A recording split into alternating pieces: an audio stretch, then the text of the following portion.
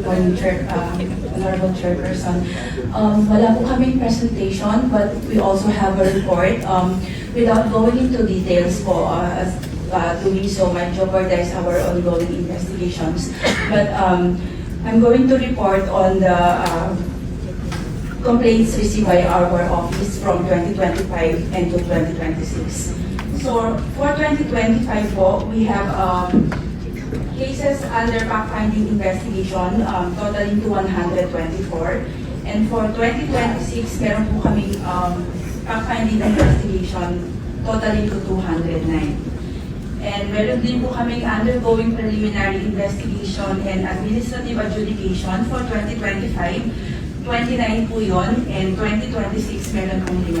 As to the cases filed in courts, for 2025 meron pong isang na-file sa lower court, and then for 2026 tatlo po, dalawa sa Sandigan Bayan and 1 with the lower court. Attorney Bato, quick question lang, kasi the people are wondering, parang sobrang bagal, I mean, the ombudsman, even the office of the president was saying, the people are waiting, we want proof, the government's moving, is serious in this investigation. Wala ko kung lumalabas, isa pa lamang po nilang sa warrant, actually dalawa pa lang, former Senator Villat and then Senator Chico. The question now of the people is like, kailan po kaya lalabas yung ibang mga warrants? Pero na po ba ang palabas? Because we keep on investigating, we keep on parang puro tayo kwento, pero wala na pong kwento, wala nangyayari. Kaya people are really waiting. If this government is serious in its investigation, may mangyayari, then can we expect soon na meron po mga arrest warrants na Sandigan Bayan will issue from your office, Attorney Bato?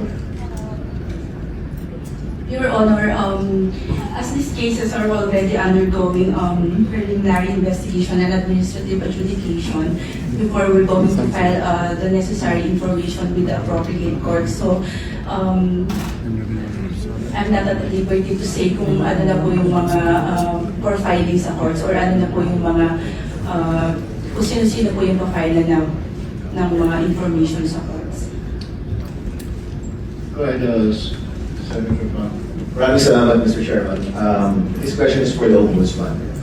Ito pong mga affidavits na ating 18 former bodyguards po ni Sabico, ito po ba iimbestigahan din po ninyo? Kasama ba ito sa nabanggit yung for fact-finding or preliminary investigation?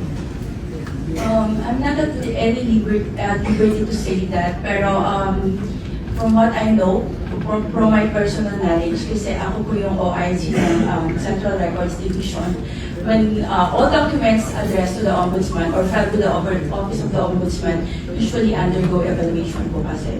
So when it was evaluated by our lawyer evaluators and reviewed and approved by our officials, we sent a notice to